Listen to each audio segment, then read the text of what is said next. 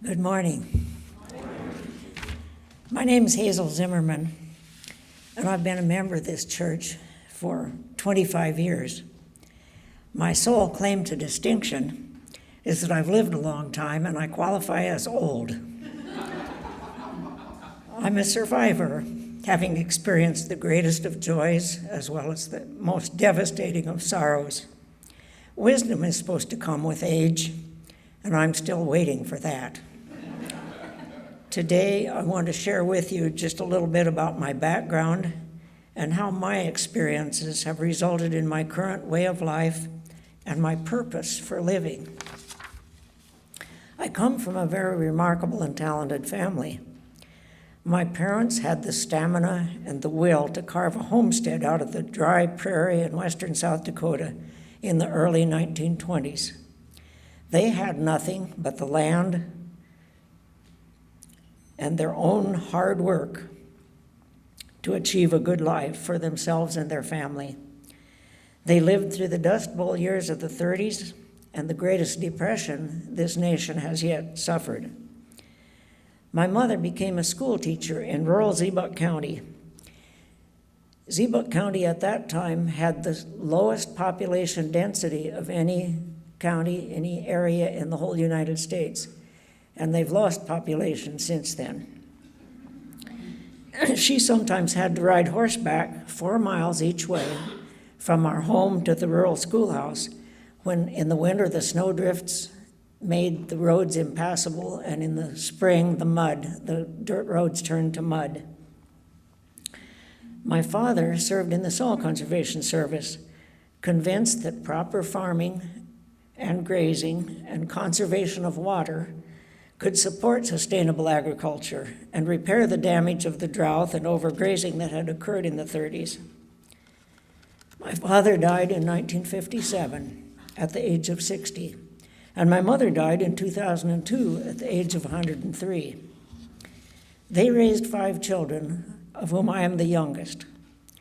They sent us all away to college by great personal sacrifice and frugal living. My brother, James, became a world-renowned physicist.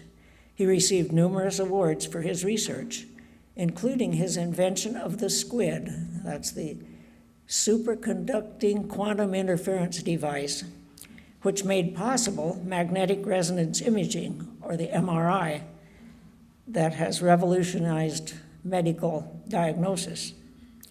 He was a minimalist in his research career as well as in his personal life. He lived simply and walked gently upon the earth. He was an activist against war, against nuclear proliferation, and against overpopulation. And he fought for peaceful use of atomic energy and other technologies, and he fought for the rights of women to equality in education and in reproductive rights. He died of lung cancer at the age of 74. My sister Donna Jean became a chemical engineer in spite of harassment and discrimination as the only female in her class of young men. She was harassed not only by her fellow students, but by some of the professors as well. But in spite of all the hardships, she completed her education and served a distinguished career, including working on the Manhattan Project that developed the first atomic bomb. And she later spent the rest of her career as an engineer with the Kansas Public Health Service, where she assured the safety of drinking water and milk by measuring radiation levels. In addition to her chosen career, she raised 6 children and instilled in them her ideals of living a wholesome life of frugality and in harmony with the world. She died of breast cancer at the age of 84. My brother Ward served as a pilot in the Navy in World War II. He married after his discharge at the end of the war, and he completed a degree in civil engineering while he and his wife raised 4 children. Ward had a long career as an engineer for the Boeing Aircraft Corporation in Seattle, and he was responsible for inventing an electronic control valve that is still used in commercial jets today. It helps pilots to make safe landings. in all kinds of conditions. He and his wife raised more than 26 foster children, in addition to their own. They specialized in children with special needs. Eventually, they adopted 2 of these babies as a permanent part of their family. After my brother left the Navy, he maintained his private pilot's license. And at the age of 86, he died at the controls of an airplane during a snowstorm near Yellowstone Park. My youngest and best beloved brother, Bob, achieved the distinction of being the youngest person ever to graduate with a PhD in physics from MIT, the Massachusetts Institute of Technology. He had a long and illustrious career at the University of Brazil in Sao Paulo and at the University of Alabama in Huntsville. While in Brazil, he established a tennis school for young Brazilians and helped them to learn English and receive athletic scholarships that would enable them to study in the United States. In Alabama, he mentored many graduate students and was instrumental in acquiring a cyclotron for the university. He bought, with a government grant, a cyclone from another university that was being dismantled and intended to go into salvage. And he personally oversaw the dismantling of the machine, its transport to Huntsville with all its parts numbered, and put it back together in the physics laboratory there. This enabled that university to become a leader in materials research. He's the author of many scientific papers on a range of physics topics. And in addition, he contributed to a lot of philanthropic endeavors, always maintaining complete anonymity. He was still actively working in his chosen field when he died at the age of 84 in the airplane with his brother at the controls. The loss of the last of my siblings in such a traumatic and tragic way following the death of my son caused me to become obsessed with doing something with my life that would be worthy of the example set by my siblings. I have no illustrious career to compare to that of my brothers and my sister. I'm basically a peasant, living a simple life as a wannabe farmer and a homesteader. And I want to be remembered for more than that. Rachel Carson's book, Silent Spring, made a big impression on me over the years since it was published. I've lived long enough to witness the extinction of many species and the continual degradation of the entire ecosystem of the planet. The wonderful diversity of birds that I grew up with are just a memory now.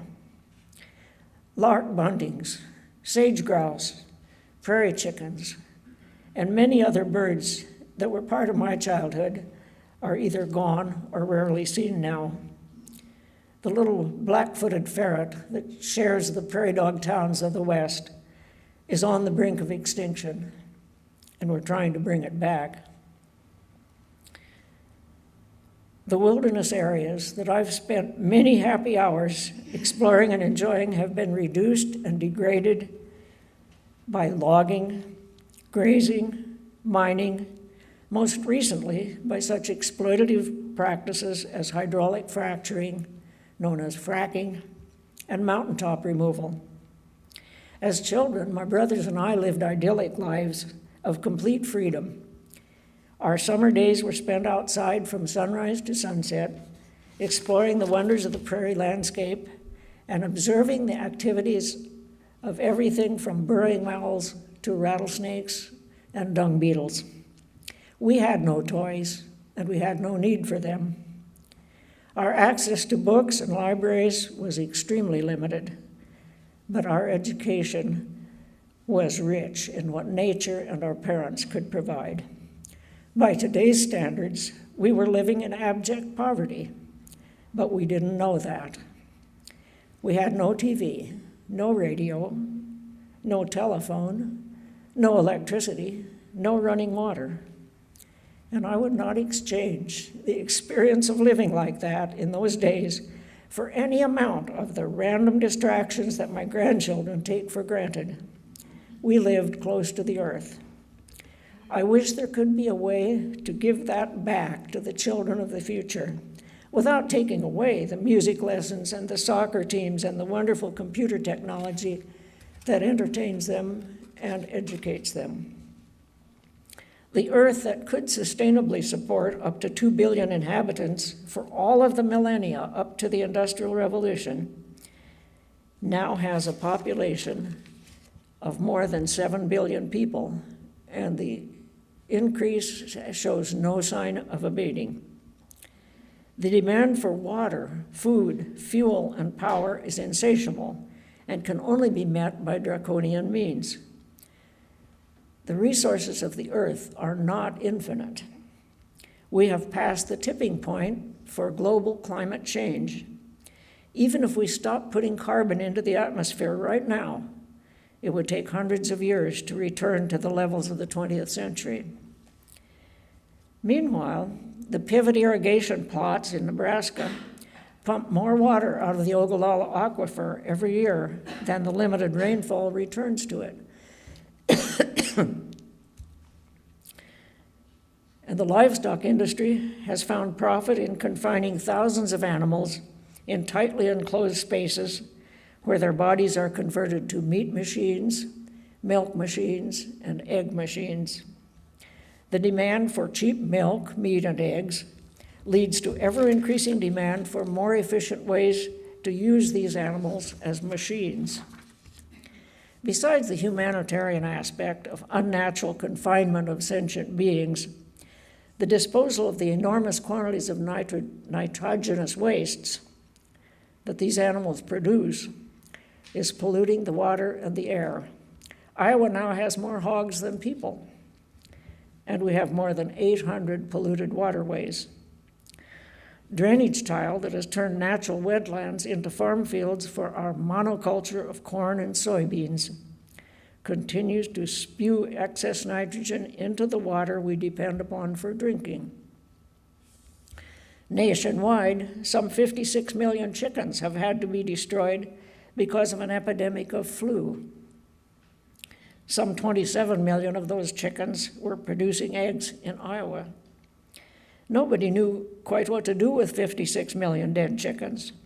Landfills refused them because of liability issues, and the staggering quantity of these rotting little corpses threatened to further pollute the water of any drainage system where they were buried or incinerated.